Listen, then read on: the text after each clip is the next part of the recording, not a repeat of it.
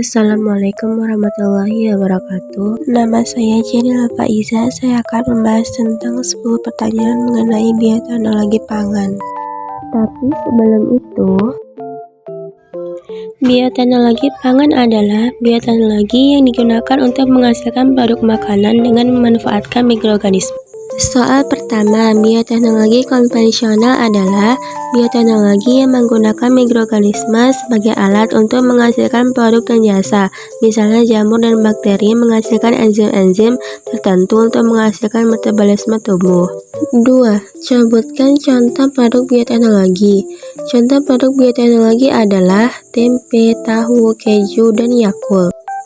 3. Pengaruh rekayasa genetik terhadap sumber daya protein hewani adalah pengaruh rekayasa genetik terhadap sumber daya protein hewani adalah meningkatkan daya tahan hewan terhadap virus.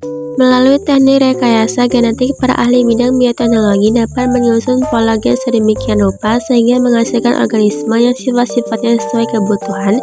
Teknik ini dikenal dengan istilah DNA rekombinan, proses mengkombinasikan DNA suatu organisme ke organisme lain. Tanaman transgenetik adalah tanaman yang telah mengalami perubahan susunan informasi genetik dalam tubuhnya. Tanaman transgenetik ini merupakan suatu alternatif agar tanaman tahan terhadap hama sehingga hasil panen melimpah. 6. Teknik rekayasa genetika dilakukan melalui beberapa tahapan, yaitu 1. Menyiapkan fragmen DNA yang akan disiapkan pada DNA tertentu. 2. Penyiapan vektor atau perantara, baik plasmid atau menggunakan virus. 3. Potongan DNA yang akan disiapkan pada sel-sel tanaman. 4. Tanaman yang akan tumbuh menjadi tanaman dengan sifat baru sesuai dengan DNA yang disiapkan. Pertanyaan ke-7. Penerapan teknologi rekayasa genetika pada hewan bertujuan untuk menghasilkan hewan ternak yang memproduksi susu dan daging yang berkualitas. 8. Peristiwa cloning adalah peristiwa seperti menyalin suatu individu menjadi individu lain yang sama dan identik secara genetik.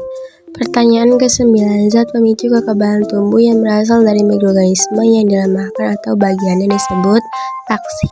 10. Manfaat dari bioteknologi adalah membantu mengurangi polutan dan pencemaran lingkungan serta menciptakan teknologi pengolahan limbah yang lebih aman.